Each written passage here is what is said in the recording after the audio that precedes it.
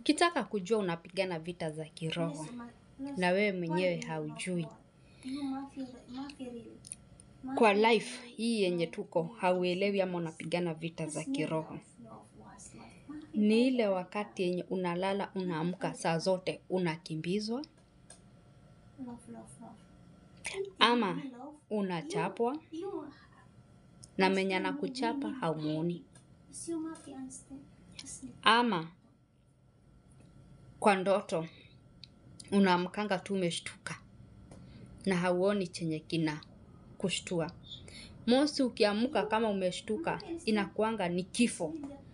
Juu hakuna mwenye ataweza stimili kuona macho zake akikufa. Hata wenye wanaaminigi Mungu sana, wenye wanajiaminingi na wana act mbele zetu, hawana uoga wa kifo. Hakuna mtu mwenye haogopi kifo.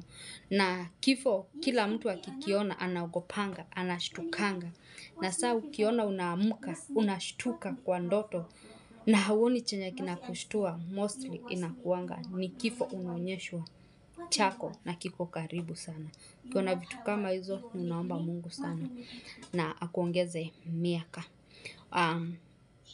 Ukiota saa zote unapigwa na wenye hawaoni, kuna vita za kiroho. Na inaweza kakuwa ni vita yako na Mungu, ama ni vita za shetani mwenyewe akitaka tu kukutesa. Najua kuna mtu atauliza shetani atanichapia nini? Shetani pia anatakanga kukufanya wewe ukose kumwamini Mungu. Kwa nini? Kukufanyia mambo zako zikuwe ngumu, kukunyang'anya kila kitu chenye unaona unadhamini, ndio uanze kusema kama Mungu hako mbona inafanyika. Na ndio unaona kwa ulimwengu wa kiroho ukilala unaamka tu uko tu vitu zenye hata uelewi. Unashindwa kumehappen aje, hata sijaota hizo ndoto zimekuwa aje, hata sioni wenye wananichapa, hata sioni nimeamka tu nikilia. Unapigana vita za kiroho. Na ndio uzielewe, unafaa muombe Mungu sana, na ndio uweze kuelewa hizi vita ni gani. Kuamka pia umechoka mwili, vitu zingine unafanyishwa kazi na shetani.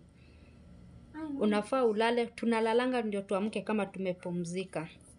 Lakini wewe unalala unaamka umechoka. Unasikia ni kama mtu mwenye amelala akilima, ama mtu mwenye amelala akikimbia. Unafanyishwa kazi na shetani usiku. Inaweza kuwa si wewe hiki kimwili, mwili wako wa kiroho. Unajua tuko na miili mbili. Huyo mwili wako wa kiroho unafanyishwa kazi, na ndio unashindwa kuamka, na ndio unasikia umechoka. Kiota vitu kama hizo, unafaa uombe Mungu sana na akupe mwangaza na mwelekeo pia. Barikiwa.